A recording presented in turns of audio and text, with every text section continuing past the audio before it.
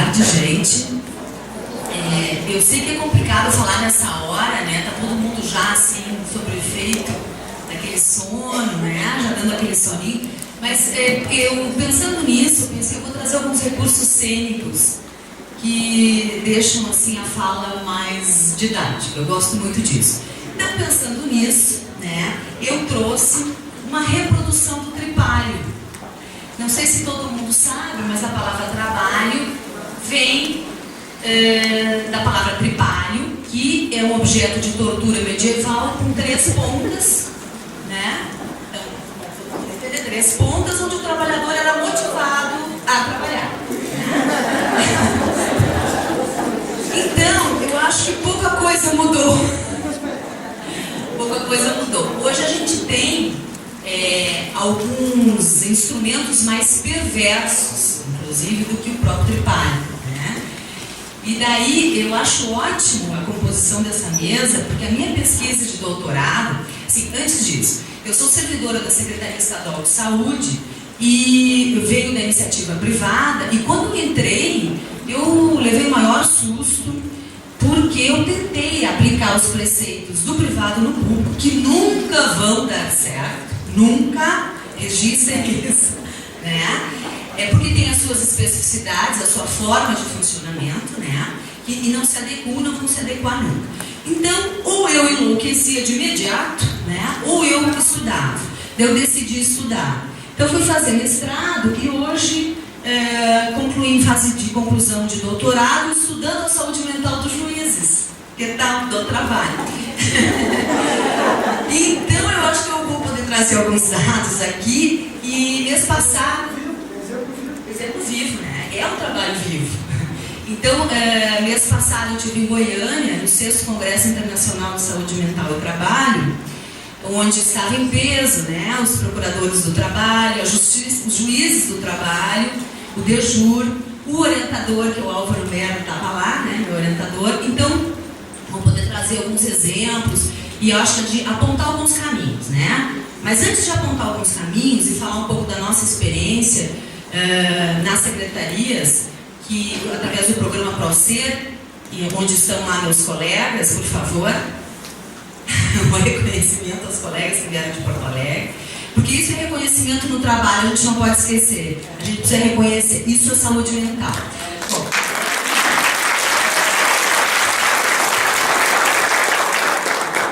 então de início eu já quero apontar a nossa ignorância ao tratar do tema, né? Estamos todos perdidos.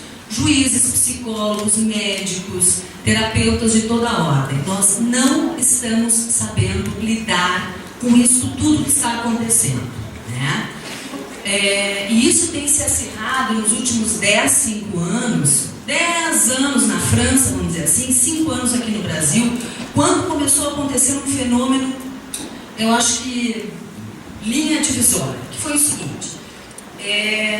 Quando os trabalhadores das empresas, né, Renault e Peugeot, na França, começaram a se matar dentro da fábrica, e eles tentaram não noticiar, como é de praxe, né, os suicídios não são noticiados, nem aqui no Brasil, e nós somos o pior estado em termos de suicídio no trabalho.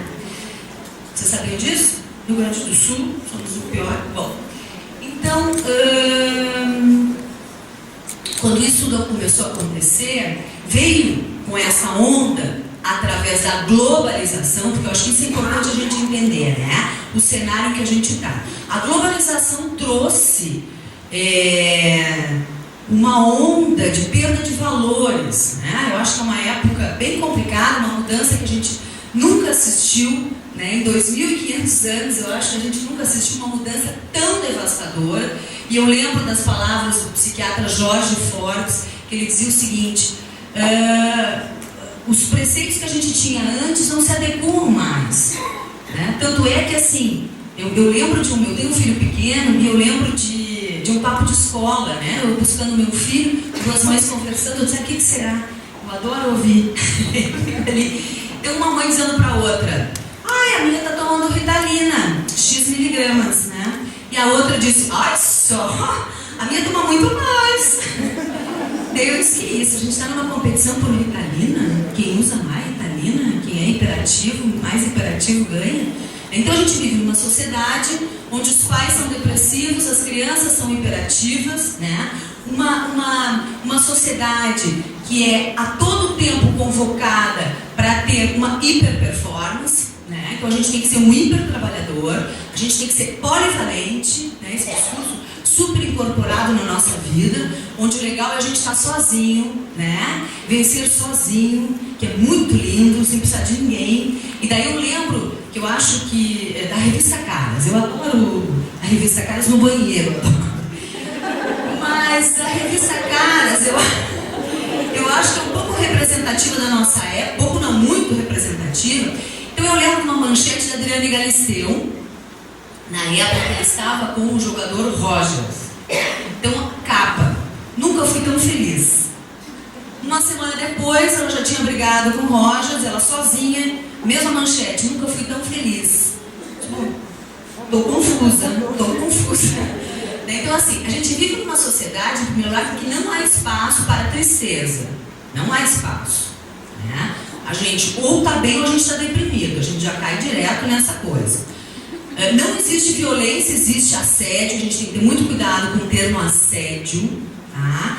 Porque o assédio tem algumas características para se constituir, né? E na grande maioria das vezes, e nos casos que nós inclusive recebemos, que o nosso programa atende às secretarias de Estado, isso em torno de 200 mil pessoas, a gente encontra violência no trabalho. Porque o assédio, tu precisa ter a pessoalidade, a frequência, e essa frequência também é discutida. O Eloane, que é um dos autores de referência no tema, né? Roberto Eloane e Margarida Barreto. Aliás, muito interessante o site deles, www.assediomoral.org. Deem uma olhada, inclusive tem ali um questionário para responder se tu acha que tu está sendo vítima de violência. Bom, mas então o Eloane vai falar em 4 meses. Tá? Precisa ter uma certa periodicidade. Bom, mas se eu tenho 3 meses e 21 dias, então não é assédio? Como é que é isso? Então, assim, são conceitos ainda frágeis que precisam ser desenvolvidos. Mas o que a gente sabe é que o assédio está no grande guarda-chuva da violência. Então, se a gente está na dúvida, tá? Eu acho que essa é uma armadilha para a gente pensar, porque muitas vezes não se caracteriza como assédio, mas é violência. E isso também precisa ser denunciado. Isso não está numa ordem menor das coisas, tá? Só para dizer, porque acho que a gente pega alguns conceitos e isso acaba sendo banalizado pela sociedade. Daí todo mundo é assediado, daí todo mundo é deprimido, e eu acho que a gente tem que cuidar um pouco, né, como é que a gente usa estes termos, tá? Porque senão despotencializa, né? E isso se vira contra a gente mesmo. Bom, mas,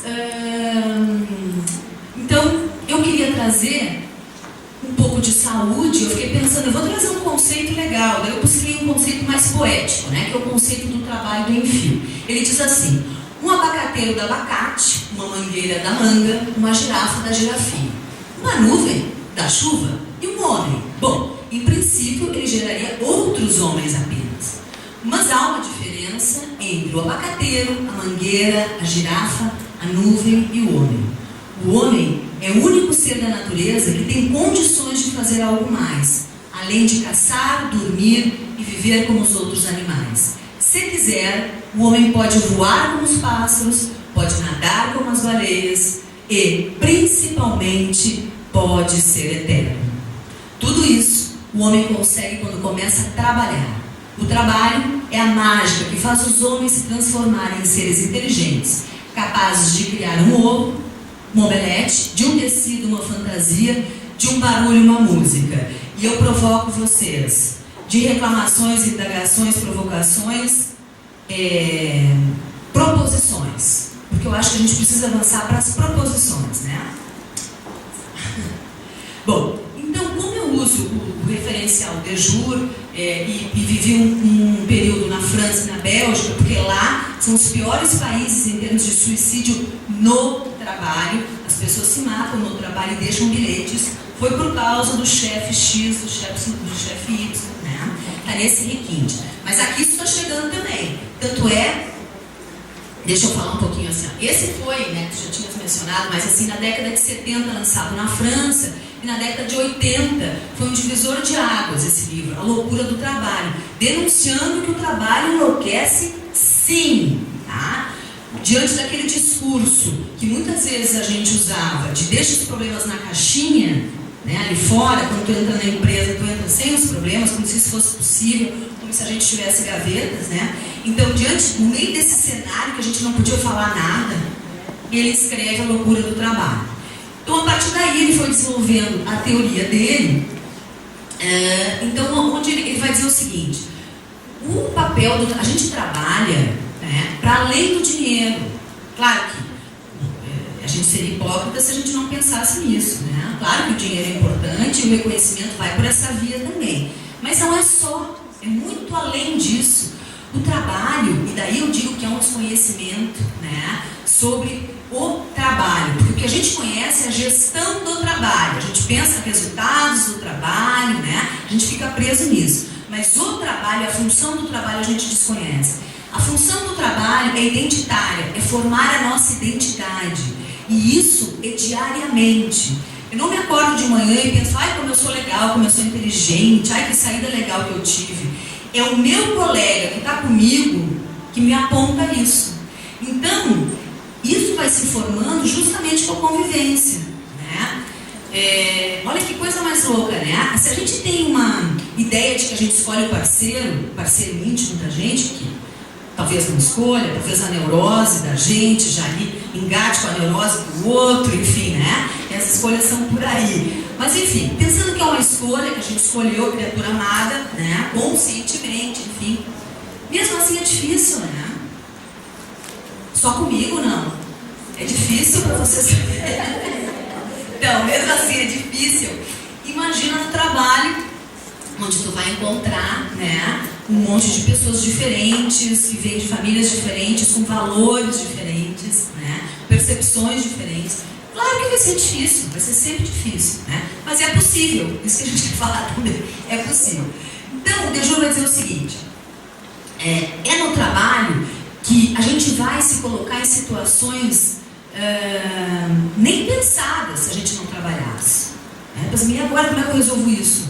Não sei, né? Vai lá e tenta resolver. Se a gente não trabalhasse, a gente não teria essas situações que a gente é colocado no dia a dia, né? De uma forma tão, vou dizer assim, ostensiva, né? A todo momento a gente está se deparando com situações novas, situações desagradáveis, situações que a gente muitas vezes não sabe resolver, né? E daí, o que a gente faz? Bom, ele vai dizer o seguinte, que o trabalho é um fator de reconhecimento social imenso. E numa sociedade, que é a nossa sociedade de consumo, se tu for olhar para um morador de rua, que não tem poder de compra, ele é nada, né? Porque a sociedade de consumo vem para isso. E, aliás, isso também é uma estratégia coletiva de defesa, não só do judiciário, mas de muitas outras categorias, né? Porque eu tô mal, né? Por exemplo, vamos pegar em Porto Alegre, o tribunal é na frente do shopping. Tô mal, me incomodei no trabalho, vou comprar alguma coisinha ali no shopping. Essa é a estratégia compensatória, tá? Para eu não sofrer tanto. Ou então, vamos pegar uma categoria do judiciário, já que eu comecei a falar, que pode viajar, que tem recursos para viajar, por exemplo. Penso assim, me incomodei com o juiz X, mas eu sei que no final do ano eu vou dar minha viajada, já vou ficar bem, então tá tudo certo, né? Então a gente tem que pensar nisso, quando eu ouço, né, e a gente ouve às vezes assim de próprios secretários, né, que infelizmente não dá para dar nomes, eu gostaria, mas enfim, a gente ouve assim, o servidor não gosta de trabalhar, né, essa máxima assim, né, o servidor não gosta de trabalhar, tá ali o paletó, o casaco na cadeira, o cafezinho, né. Eu penso assim, isso é resultado de um processo desrespeitoso. Eu penso isso. Porque aquele servidor ali, para ele estar desmotivado, porque o trabalho precisa ter sentido, fazer sentido para quem executa.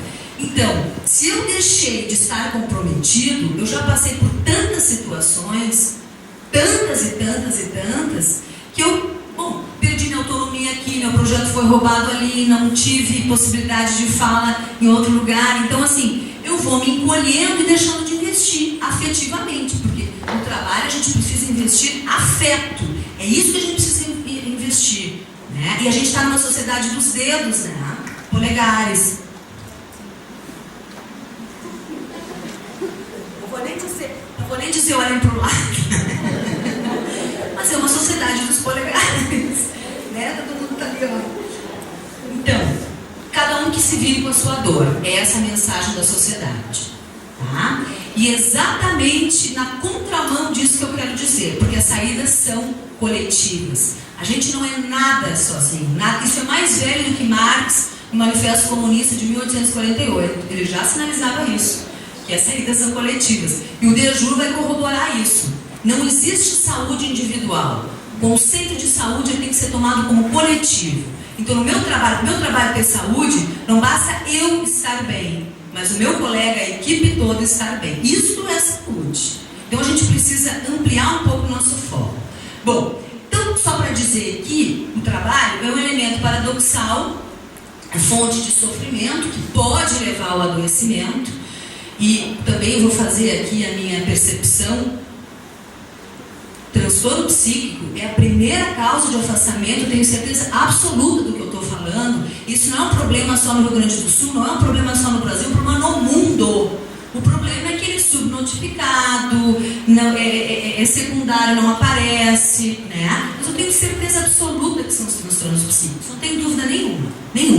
Porque nós somos a sociedade do Rivotril, do Viagra, né? Do frontal, onde a gente precisa ter um hiperrendimento, inclusive no sexo. Inclusive, as gerações estão infartando, não sei se vocês sabem disso, mas jovens dos 20 aos 30 anos estão infartando pelo uso do Viagra, desnecessário. Mas pensando numa hiperperformance, né? Tem que transar 15 vezes, imagino, sei lá, é possível, mas enfim. Só de pensar cansa. E eu acho que isso também...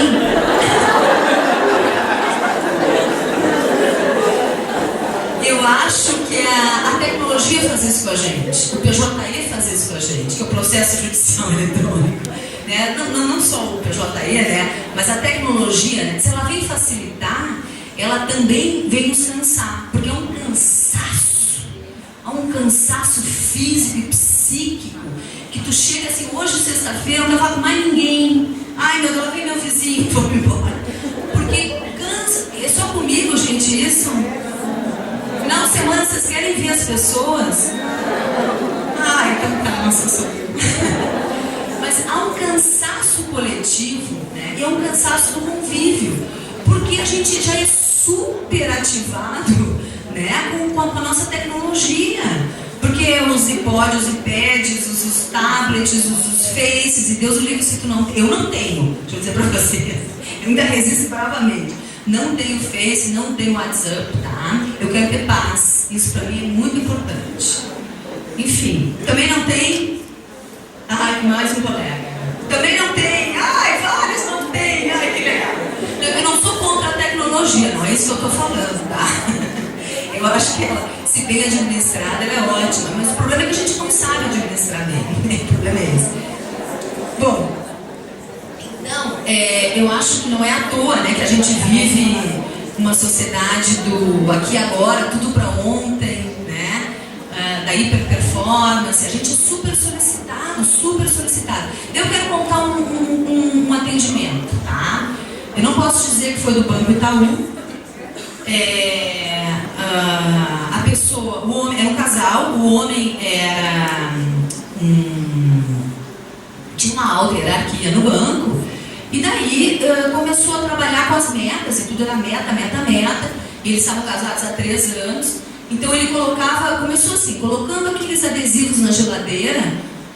A meta da semana é, sei lá, fazer uma feijoada com menos ingredientes, tá? E o resultado ser melhor. Olha que paradigma. E ela achou, no momento achou interessante, engraçado, tá? Vamos lá, vamos entrar na história da onda.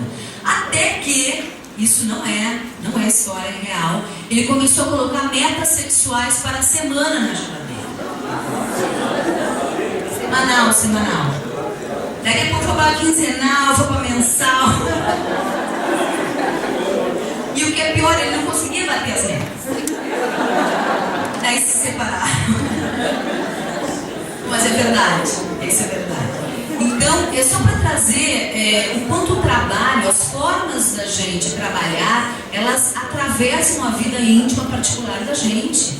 E não existe um divisor de águas. Eu tenho saudade, que daí eu trouxe aqui um outro recurso. É o seguinte, não sei se nem todo mundo conhece Flit. Quem conhece Flit? Conhece Flit? Ah, que bom, tem várias pessoas. Bom, eu sou de Osório. Então, às 6 horas da tarde, a gente fechava a casa e ficava das 6 às 6h30, fora, senão a gente morria junto com os mosquitos. Mas ficava ali todo mundo aguardando o efeito do Flit, né? E daí ficava a vizinhança toda ao redor, ali no entorno, aguardando o efeito Flit passar. E daí, oi vizinho, tudo bem? Vamos tomar um chimarrão? Ali se criavam coletivos. A gente tinha tempo, a gente tinha afeto para investir, né? Era uma outra época. Hoje, esses dias eu estava saindo do meu prédio e vinha vindo um casal. Eu pensei, ai, assaltantes, a primeira coisa. E eles vieram para abrir a porta. Eu falei, vou terminar o pé. E eles me disseram, não, a gente mora aqui. Moravam mesmo, depois eu morri de vergonha. Mas a gente vive desconfiado, paranoide, né? É uma sociedade que também nos coloca assim, né? Um pânico o tempo todo, né? Em estado de alerta. E isso também cansa.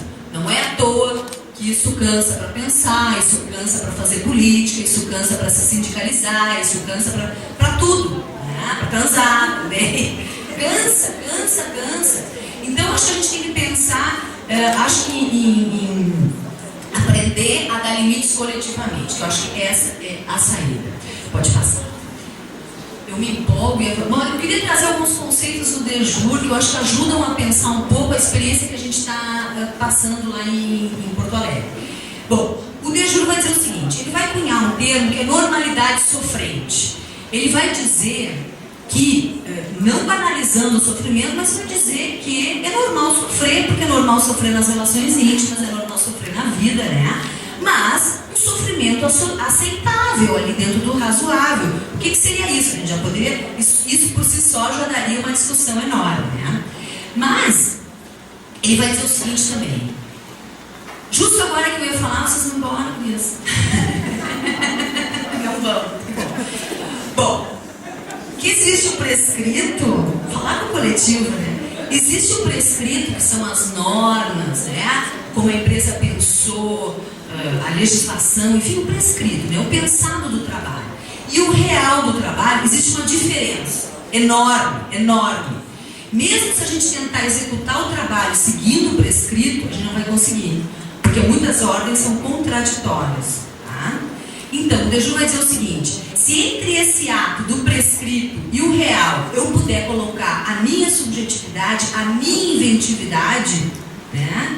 A minha inteligência prática, que é a melhor coisa que a gente nem sabe que a gente tem isso. A gente tem todo o poder, porque a gente tem um trabalho vivo. A gente, mais do que ninguém, sabe como é fazer o nosso trabalho, porque a gente faz. Agora, se eu for para um outro setor, eu vou ter que aprender como é que faz. Por mais que, bom, é colega, igual, enfim, vai fazer mais ou menos a mesma coisa que eu já fazia, mas eu tenho que ver como é que é lá, eu não sei. Então, essa inteligência, que é a inteligência do dia a dia, a inteligência do saber fazer, isso a gente não se apropriou o suficiente dela, porque eu fico pensando que se a gente se apropriar, olha, ninguém nos segura. Porque este é o poder do trabalho, é o saber fazer, que o chefe não sabe. Ele tem uma ideia, mas ele não sabe porque ele não executa. Porque muitas vezes eu vou precisar usar da bricolagem, que é o termo em francês, que para nós a tradução fica um pouco pejorativa, que dava para dizer o que da bricolagem, que ela é uma artimanha, vamos dizer assim, né? Que é um jogo de cintura, tá? Para resolver as coisas. Por exemplo, lá no hospital que eu trabalho, como é mais barato, a gente ganha só luva P. Bom, como é que faz, né? Se a maioria usa M, usar a inteligência prática. Então, a gente vai se puxando a cada dia para tentar resolver essas situações, né? Eu trabalho no hospital de tuberculose, então, assim, ó, a coisa é bem difícil. E se não fosse a inteligência prática dos trabalhadores, aquilo tudo já tinha se arruinado, né? Mas o que é pior, os trabalhadores não sabem disso. E a gente precisa se apropriar desse conhecimento que é nosso, tá? Que ninguém tem, saber fazer o uso dele no coletivo. Bom, então o Dejuro vai dizer o seguinte também: as condições de trabalho, a luminosidade, a cadeira que eu sento, né, vai dizer da nossa saúde física, tá? Então, condições de trabalho são relacionadas com a saúde física e a organização do trabalho está relacionada com a nossa saúde psíquica. O que é a organização do trabalho? Bom, estou falando de poder, estou falando de hierarquia, eu estou falando dos melindres, do subjetivo, daquilo que não é dito. Mas quando eu chego no trabalho, eu olho e penso, tá, ela é a chefe. Mas na verdade ela não manda, eu estou vendo, ó, ele é que manda. Mas para chegar nele eu tenho que conversar com ela, ó, porque se eu não conversar ali, eu não chego aqui. Sabe essa coisa que a gente acaba fazendo intuitivamente? Ninguém diz pra gente, olha aqui, ó, não, a gente vai descobrindo os melindres, né? Isso é organização do trabalho, como o trabalho está organizado.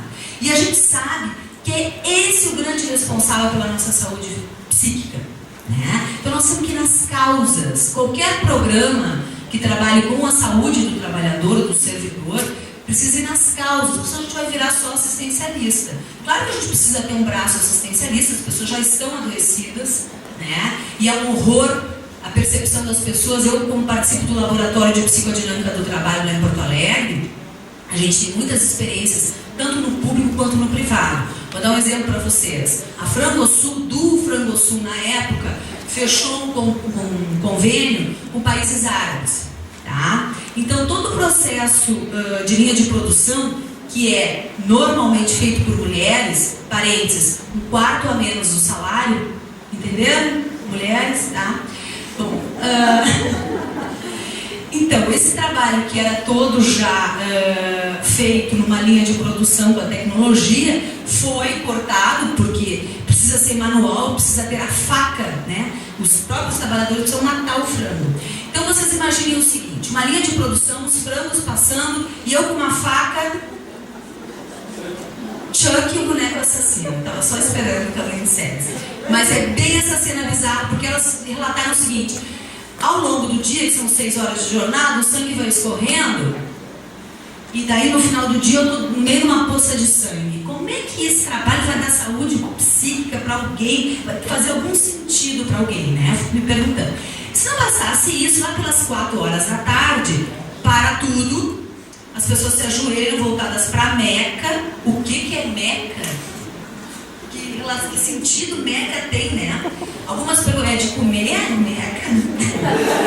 Bom, param, se ajoelham voltadas para Meca, repetem palavras em árabe que não fazem o menor sentido, porque vem um consultor árabe, muito bem remunerado, inclusive, vem falar lá as palavras que precisam ser ditas e elas repetem. Que sentido tem? Que sentido tem? E o que é pior, quando a gente faz um grupo com trabalhadores afastados, com mulheres afastadas, com mulher idote que não conseguem mais nem pentear o cabelo, nem abraçar o filho, elas dizem assim: você deve começar incutido no trabalhador, né? A culpa é minha, porque eu não fiz direito. O quê? A culpa é tua? Como assim a culpa é tua, cara? Né? Porque uma fala, outra fala, outra fala, outra fala. Todo mundo com a mesma culpabilização. As pessoas se culpabilizam como se aquilo fosse porque elas são fracas. Isso é em mim porque eu sou fraca. Porque eu já tenho uma predisposição, porque eu tenho, né? Normalmente quem mais sofre, gente, é o mais comprometido no trabalho. Não é o vagabundo, é o mais comprometido no trabalho. E isso a gente precisa entender, né? É essa função identitária do trabalho. O trabalho ele é fundamental, fundamental. E daí o Dejuro vai dizer o seguinte: aqui nesse livro, aqui, quando ele começou a estudar o adoecimento no trabalho, ele se deu conta do seguinte: se todo mundo sofre, por que nem todo mundo adoece? Porque ele já foi imaginando que todo mundo ia adoecer, né? Todo mundo, não, mas nem todo mundo. Alguns só adoecem, né? mas a grande maioria sofre. Como é que acontece isso? Bom, daí ele começou a desenvolver a teoria dele, passando da psicopatologia à psicodinâmica do trabalho, onde ele entende que para lidar com isso, os trabalhadores usam as estratégias, até o telefone, sua estratégia de desligar-se. Eu vou falar igual. Usamos então as estratégias individuais de defesa e coletivas de defesa, tá? Só que muitas vezes essas defesas, elas, por exemplo, vamos pegar uma defesa típica do serviço público, o afastamento, tá? Uma defesa individual. Tô sofrente, tô mal, vou lá ver se tem uma licencinha para tirar. Uma coisinha, uma cerezinha, uma coisinha, tem que ter para tirar, né? Muitas vezes isso é balizado pelo próprio gestor, não sei se está incomodando, dá férias, né? Então, o afastamento é uma estratégia individual super recorrente, tá? No serviço público, municipal, estadual, federal, enfim, tá? Consolidado. Ajuda alguma coisa? Pergunto para vocês. Refresca um pouco, né? Concordo. Você parar um pouquinho é bom. Agora, tu volta depois pro trabalho e ele tá igual ou pior do que estava antes, né? E isso não chega a questionar, a problematizar a organização do trabalho, que realmente seria a medida de maior construção de saúde mental, vamos dizer assim, mexer na organização do trabalho, né? Então, essa defesa individual não vai ajudar em nada a organização do trabalho, vai perpetuar, porque eu saio, quando eu volto, tá a mesma coisa para pior. Então, o que a gente tem que entender é a nossa força, porque existem estratégias coletivas dos trabalhadores que são maravilhosas e que podem sim começar a flexibilizar a organização do trabalho, para deixar o trabalho menos nocivo, mais flexível, né? E realmente colocar o trabalho no seu lugar, que é ser formador de identidade. Se eu só carimbo, isso faz sentido para mim, é uma coisa. Agora, se eu só carimbo, isso não faz o menor sentido para mim, isso é outra. Então, a gente tem que analisar cada caso, porque a gente já sai falando que o servidor é isso. Não, calma, né? Não vamos pegar assim, os ditos populares, porque muitas vezes eles não corroboram com a realidade. Passa para mim. Quanto? Vou ter que correr. Pode passar. Não está passando. Então eu vou passar. Foi? Bom, então, isso eu já falei, pode ir passando também, vamos correr um pouquinho. Eu quero falar das nossas práticas. Bom, no âmbito privado, vamos dar uma olhadinha, porque a gente se queixa tanto do público, né? Então eu trouxe exemplos no privado e no público, que eu vou correr um pouquinho por conta do tempo. No privado, vamos ver o seguinte, já ouviram falar da Foxconn? Uma empresa, uma multinacional, que agora eu não lembro se é coreana ou se é chinesa. Mas olha o nível de perversão. Eles pegam o segundo ou terceiro filho, que lá não pode nem ter identidade, acho que é China.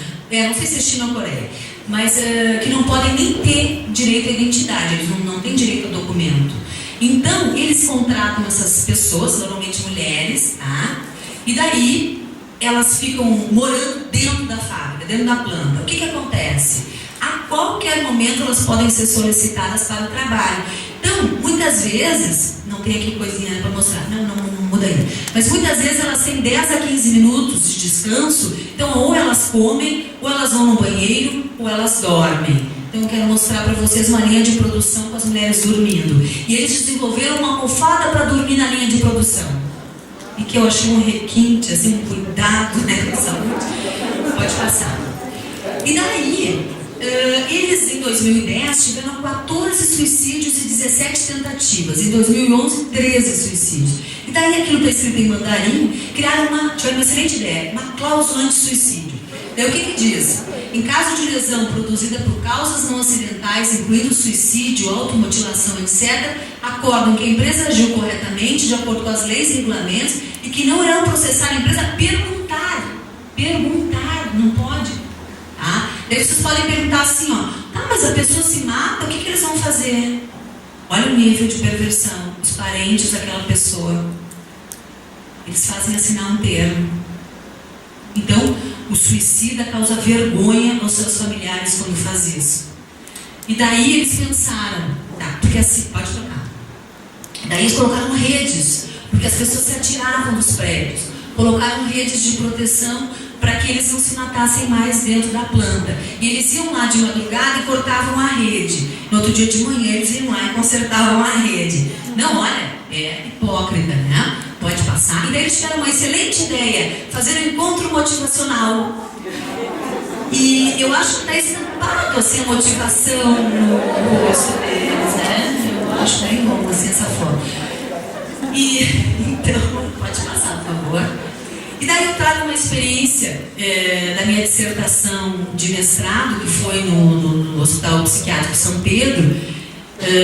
Pode correndo, aí já mostra um pouco assim do peso da instituição. É uma estrutura, volta só um pouquinho. É uma estrutura formada de pente, como a gente chama, que é realmente para controlar. Uma época houve mais de 5.000 pacientes. Então, uma estrutura física que foi criada pensando no controle do panóptico, né? Se a gente for pensar no Foucault, enfim, né? No controle que está agora em todos os lugares. Daí me lembrei de uma outra coisa. Trabalhadores da Ambev.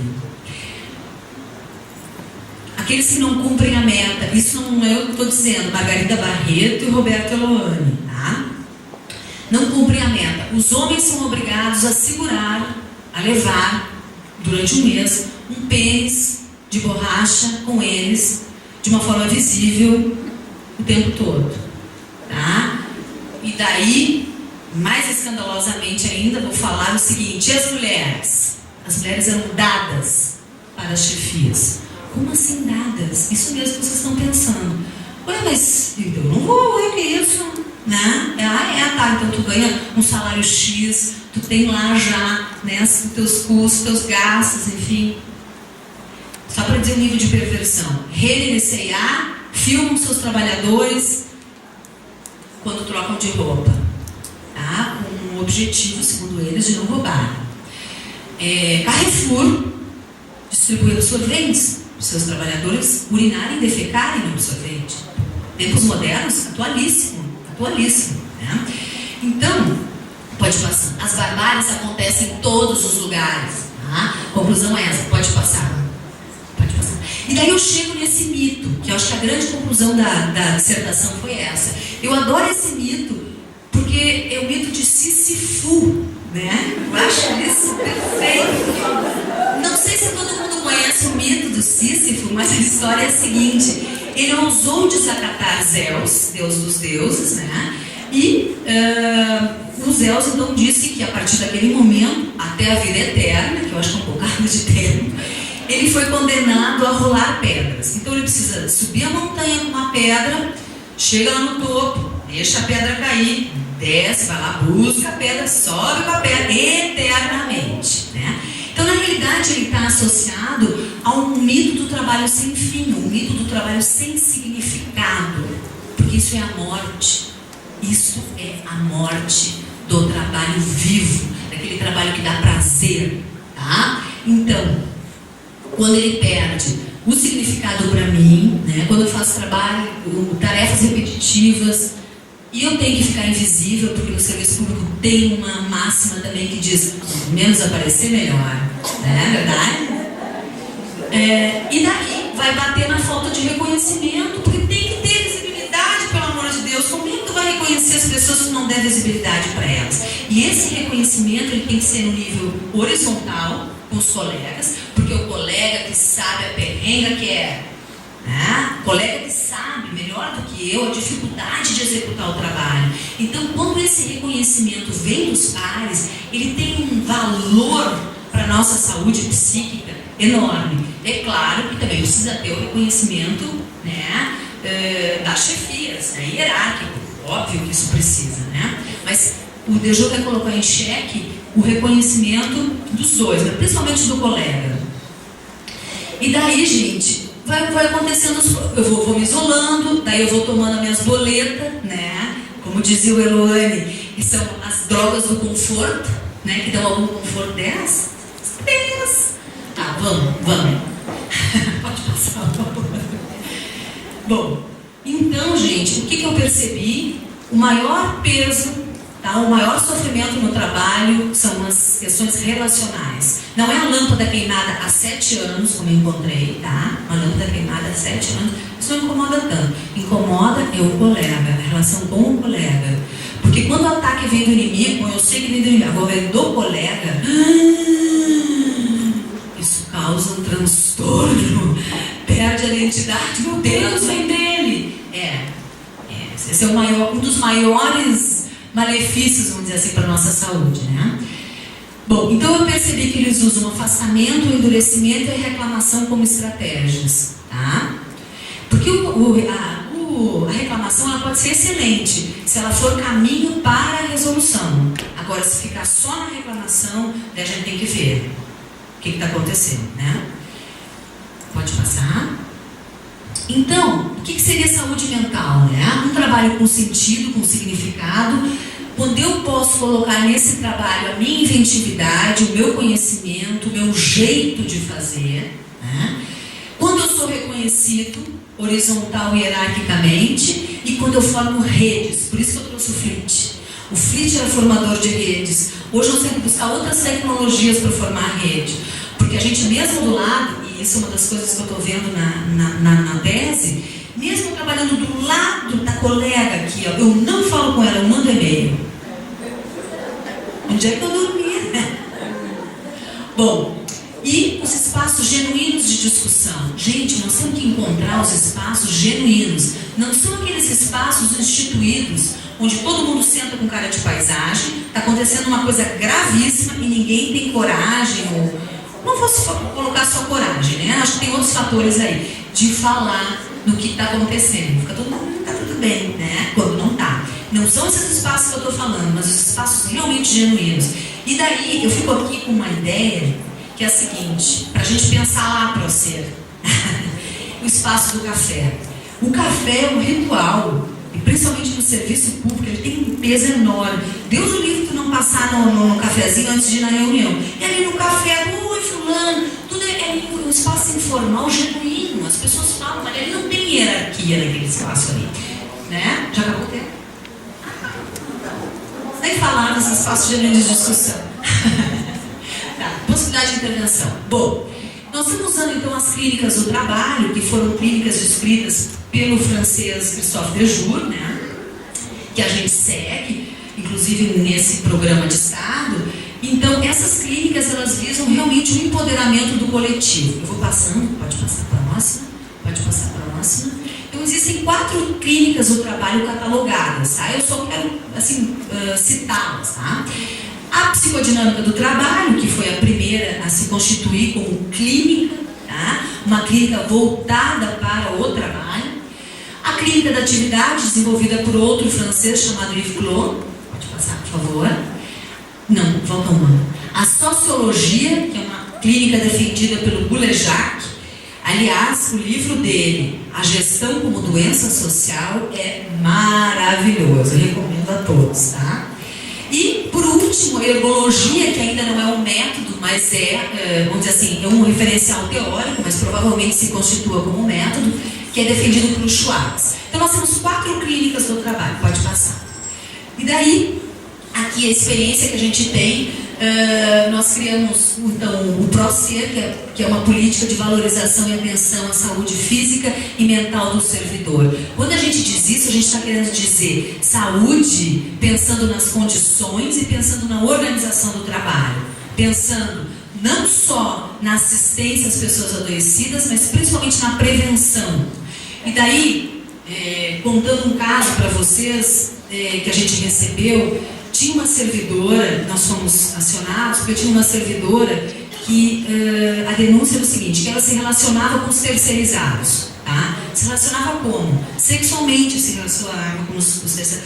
Aonde? No trabalho. Oi? Bom, tá bem. Então vamos lá ver o que está vendo. Aí chegamos lá, quanto tempo isso acontece? Há 10 anos. Oi? Como assim, há 10 anos a instituição não fez nada? No mínimo a instituição está doente também, entendem? Então não venham me colocar no indivíduo, porque isso é um processo que inclui inclusive a organização. E daí nós temos, então, eu acho que o grande pulo do gato é que nós começamos a unir forças e trabalhar em rede. Então, nós temos a Secretaria da Administração, que coordena o programa, a Secretaria da Saúde, a Educação, o IP, a Casa Civil, a Secretaria da Fazenda, de Políticas para as Mulheres, enfim. Começamos a nos cercar de diversas secretarias e montamos um programa que independe de partido político, graças a Deus, tá? Então, porque a gente fica, né? Todos vão, a gente fica. Então a gente precisa ter ambiente saudável, a gente precisa ter saúde física e psíquica, gente. Porque essa conta é pública, todos nós pagamos, tanto no público quanto no privado. As causas de adoecimento no trabalho, diretamente são os transtornos psíquicos, né? A gente sabe como as primeiras. E essa conta é paga por nós, por todos nós, a sociedade paga essa conta. Então a gente tem que entender que a gente precisa preventivamente trabalhar nisso. Como é que a gente faz isso, né? Só para concluir, como é que a gente faz isso? Trabalhar com a organização do trabalho. Bom, criar espaços de discussão, fazer capacitação para as chefias, para não serem assediadores, a gente não pode dizer isso, a gente de sensibilização para as chefias, onde a gente fala como é importante ter saúde, como é que a gente faz para ter saúde psíquica. E daí eu deixo para vocês, né, uma frase do Deju que eu adoro, que saúde e prazer estão sempre por serem conquistados, nunca são definitivamente adquiridos. E essa deve ser uma conquista de todos nós, gente, porque a saída é coletiva, acredito.